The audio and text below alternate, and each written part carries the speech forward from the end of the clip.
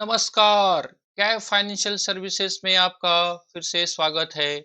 आज हम लोग चर्चा करेंगे new tax regime versus old tax regime जो यूनियन बजट 2020 में आया है। क्या इसमें बातें होंगी, उन सब के बारे में आपको से चर्चा करेंगे।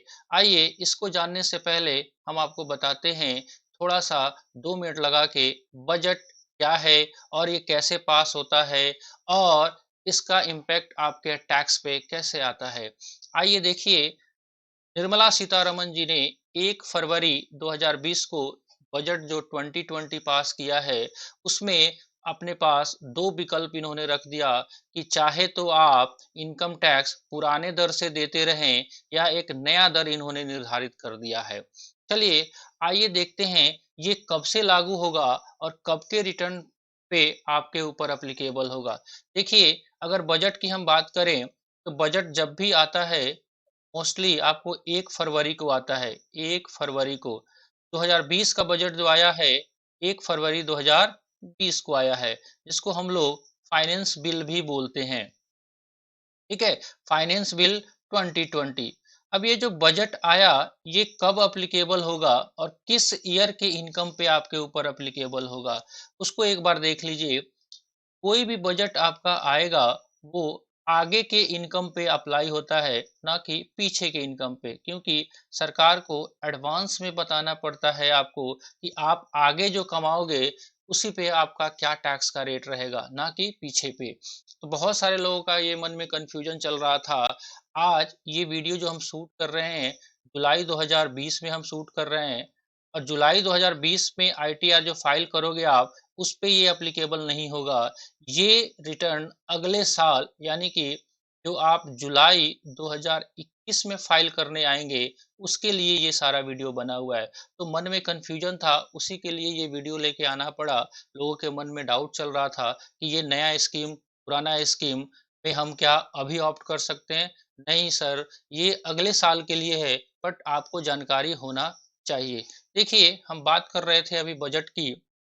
तो जो बजट आया 1 फरवरी 2020 को, ये लागू होगा आपके कमाए हुए इनकम जो कि होंगे 1/4/2020 से लेकर 31/3/2021 तक पे। यानी कि हम कह सकते हैं ये आपका फाइनेंशियल ईयर 2020-21 के लिए लागू होगा, जिसका असेसमेंट ईयर होगा आपका 2021-22।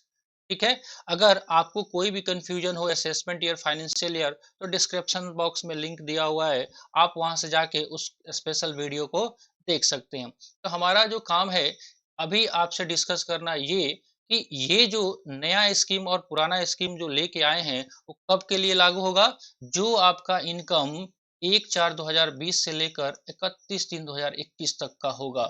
यानी कि आज आप जुलाई 2020 में हो, तो क्या ये वाला स्कीम आप पे लागू होगा? कतई नहीं। अभी आप पे पुराना वाला जो फाइनेंस एक्ट या फाइनेंस बिल 2019 वाला बजट आप पे लगेगा। ये जो है, ये सारा जो रूल्स रेगुलेशन है, ये आपके इस साल जो करंट ईयर कमाया हुआ इनकम है, जिसका रिटर्न आप अगले साल मतलब 2021 में जो रिटर्न आप फाइल करेंगे, उस पे ये लागू होगा। ठीक है? चलिए, तो एक बार इन सब बातों को ध्यान में रखते हुए हम आज क्या चर्चा करने वाले हैं, तो न्यू टैक्स और ओल्ड टैक्स में आपको किस में रहना है, आपको किस में ज़्यादा फ़ायदा होगा, उन सारे बातों को हम देखेंगे। आइए एक बार देख लेते हैं जो नया टैक्स रेट आया है, वो कैसे-कैसे आया है। इनकम टैक्स में नया स्लैब जो आया है, यहाँ पे देखिए ध्यान से लिखा भी हुआ है, फाइनेंशियल ईयर 2021 के लिए है, जिसका असेसमेंट ईयर 21-22 होगा। न्यू टैक्स रेट जो आया है, वो कहता है अगर आपका इनकम 2.5 लाख तक है, तो आपको नील रेट से लगेगा। 2,50,000 ₹1 से लेकर 5 लाख तक 5%। 5 लाख से ₹1 से लेकर 7.5 लाख तक 10%। फिर उसके बाद 7.5 लाख से ऊपर और 10 लाख से नीचे पर 15%। फिर 10 लाख से लेकर 12.5 लाख तक 20%। उसके बाद 12.5 लाख से 15 लाख तक 25%। और उसके ऊपर 15 लाख से ऊपर 30%। आप बहुत खुश हो गए कि चलिए मेरा इनकम टैक्स रेट परिवर्तन हो गया, अब मुझे मज़ा आएगा। बट ऐसा नहीं है, आप कंपेयर करके देखेंगे दोनों को। आइए हम लोग एक बार डिस्कस कर लेते हैं कि दोनों का कंपैरेटिव अगर देखेंगे तो क्या रिजल्ट निकल के आता है। आइए देखिए, गवर्नमेंट ने जो ओल्ड स्कीम के तहत जो पुराना पिछले साल के लिए जो रेट था, वो भी रखा है और एक नया ऑप्शन आपको दे दिया कि ऐसा रहेगा। तो नया ऑप्शन जब जो ही अभी अपने मैंने आपको डिस्कस किया, वो एक बार यहाँ पे टेबुलर फॉर्म में है, देखेंगे आप। 2.5 लाख तक क्या बोल रहा है? नील। 2.5 से 5 लाख तक 5%, 5 से 7.5 लाख तक 10%, 7.5 से 10 तक 15%, 10 से 12.5 20%, 12.5 से 15 25% और 15 लाख से ऊपर 30%। ये जो है ऑप्शन में दिया हुआ है, यानी कि या तो आप ओल्ड स्कीम में ही रहें या न्यू स्कीम में जाएं। अब फर्स्ट व्यूज देखने से ऐसा लगेगा कि आप क्यों ना हम न्यू स्कीम में ही जाएं, क्योंकि पुराने स्कीम में माफी आपका 2.5 लाख तक नील है और 2.5 लाख से 5 लाख तक 5% है। यहाँ तक तो ठीक है, लेकिन यहाँ पे देखिएगा 5 लाख से लेकर 10 लाख तक 20% टैक्स है। जबकि यहाँ पे अगर आप देखेंगे 5 लाख से 10 लाख में दो लिमिट बना दिया, एक तो 10% और एक 15%, दोनों लिमिट भी 20% से आपका कम है। तो आपको लगेगा कि सर हमें नए स्कीम में चले जाना चाहिए। एक बार फिर से मैं याद दिलाना चाहता हूँ, ये जो स्कीम है, किस साल के लिए ऑप्शन आपके पास अवेलेबल है? ये रहेगा सर फाइनेंशियल ईयर 2020-21, जो कि असेसमेंट ईयर होगा आपका 21-22। 2021-22 के लिए लागू होगा, ना कि आज की डेट में। आप जुलाई 2020 में मैं ये वीडियो शूट कर रहा हूँ, जुलाई 2020 में आपका रिटर्न जो इससे पिछले साल का जाएगा, उस पे ये रूल एप्लीकेबल नहीं होगा। चलिए हम चर्चा को आगे बढ़ाते हुए आपसे बात करते हैं कि आप न्यू स्कीम में जाओगे, लेकिन न्यू स्कीम में जाने से पहले गवर्नमेंट ने एक रिस्ट्रिक्शन लगा दिया है कि अगर आप न्यू स्कीम में जाओगे तो आपको मिलने वाली जो छूट है, जैसे कि एलआईसी प्रीमियम, यानी कि 80C के सारे जो छूट हैं आपको, एलआईसी प्रीमियम, फिक्स डिपॉजिट, बच्चों का स्कूल फीस, है ना, स्कूल फीस और भी बहुत सारे हैं, जैसे आपका leave travel allowances, salary employed जो होते हैं, एचआरए, है ना, 80 CCD के जो भी न्यू पेंशन स्कीम है, आपका हाउसिंग लोन पे इंटरेस्ट जो है, ये सारा छूट आपको नहीं मिलेगा अगर न्यू स्कीम में आप जाते हैं तो। अब इस केस में आपको ये दोनों का कंपेयर करके देखना पड़ेगा कि आपको किसमें टैक्स का फायदा है, उस हिसाब से आप ऑप्शन को चूज करेंगे। तो ऐसा नहीं है कि आप डायरेक्टली न्यू स्कीम को अप्लाई कर लेंगे, आपको देखना पड़ेगा। अगर आपके पास 80C का लिमिट नहीं है तो आप न्यू स्कीम में जाइए, अगर आपके पास 80C का लिमिट है तो आप कंपेयर करके देखिए, बिकॉज नए स्कीम में ये सारे डिडक्शन नहीं मिलेंगे, जबकि पुराने स्कीम से अगर चलते हैं तो आपको ये सारे डिडक्शन मिलेंगे। आइए हम एक वेतनभोगी कर्मचारी का टैक्स निकालने का कोशिश करते हैं कि वो नए स्कीम में रहेंगे या पुराने स्कीम में, तो फायदा किस में होगा। दो एग्जाम्पल लिया गया है और ये बात बताने का कोशिश किया गया है कि अगर उनका सैलरी 10 लाख तक है तो क्या फर्क पड़ेगा, अगर 20 लाख तक है तो क्या फर्क पड़ेगा। देखिए ये न्यू स्कीम है और यहाँ पे ये ओल्ड स्कीम है, दोनों को हम कंपेयर करके चलते हैं। अगर इनका सैलरी 5 लाख है तो चलिए 5 लाख को लिख लेते हैं।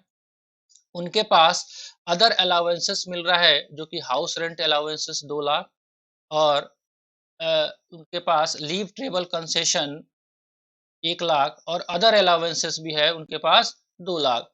ठीक है, तो टोटल इनका सैलरी जो हो गया ग्रॉस सैलरी 10 लाख। अब न्यू स्कीम में हो ओल्ड स्कीम में हो, ये तो इनकम हो गया। अब न्यू स्कीम में जो है, मैंने आपको अभी डिस्कस किया है कि ये सारे एग्जम्पशन जो कि HRA, leave travel, standard deduction जो 50,000 का डिडक्शन भी मिलता है, वो नए स्कीम में आपको मिलेगा कि नहीं मिलेगा? नहीं मिलेगा साहब। जबकि पुराने स्कीम में मान लेते हैं आपका एचआरए 2 लाख है, 80,000 है, 50,000 है, तो ये डिडक्शन इधर मिलेगा। ठीक है? तो कंपेयर करके देखना है, तो आपके हाथ में अब टैक्सेबल सैलरी कितना हो गया? 10 लाख। अगर ओल्ड रिजीम से चलोगे तो आपके पास 6,70,000। अगर आपने हाउसिंग लोन ले रखा है और उस पे इंटरेस्ट पे करते हो तो आपको मालूम है कि 2 लाख तक आपको इंटरेस्ट का छूट मिलता है। अब नए स्कीम में जाओगे तो ये छूट भी आपको नहीं मिलेगा, जबकि पुराने स्कीम में रहते हैं, अगर मान लेते हैं आपका 2 लाख तक इंटरेस्ट का छूट मिलता है तो ये आपको मिलेगा। चलिए, अब आपके पास ग्रॉस टोटल इनकम नए स्कीम में 10 लाख रह गया और पुराने स्कीम में 4,70,000 हो गया।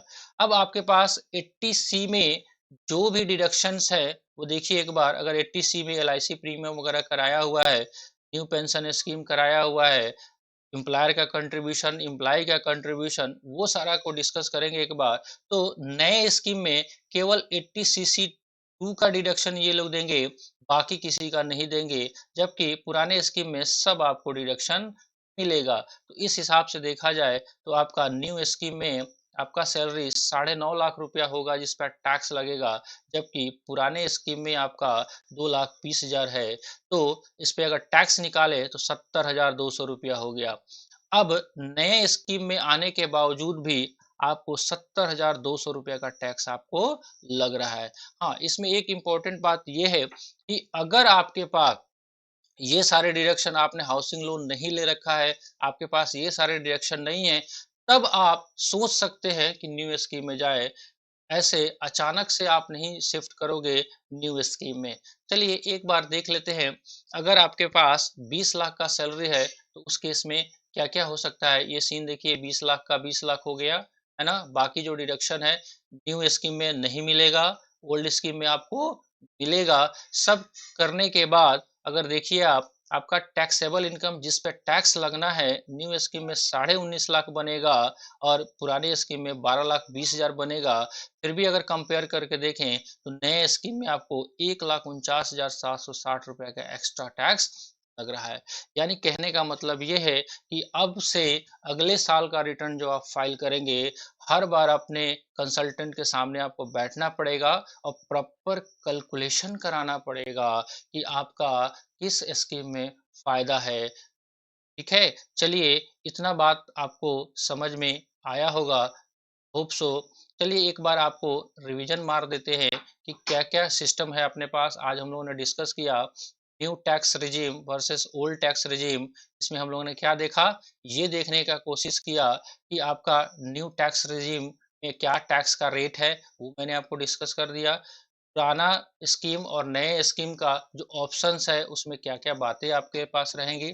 तो आशा है आपको ये वीडियो बहुत अच्छे से समझ में आया होगा। आपसे रिक्वेस्ट करते हुए इस चैनल को लाइक, शेयर, सब्सक्राइब कर दीजिए और बेल आइकन को प्रेस कर दीजिए ताकि अच्छे से अच्छे वीडियो आपके पास पहुंचता रहे। तब तक के लिए आपसे हम विदा लेते हैं। फिर मिलेंगे नए वीडियो में एक नए कॉन्सेप्ट के साथ। तब तक के लिए बाय बाय। जय हिंद, जय भारत।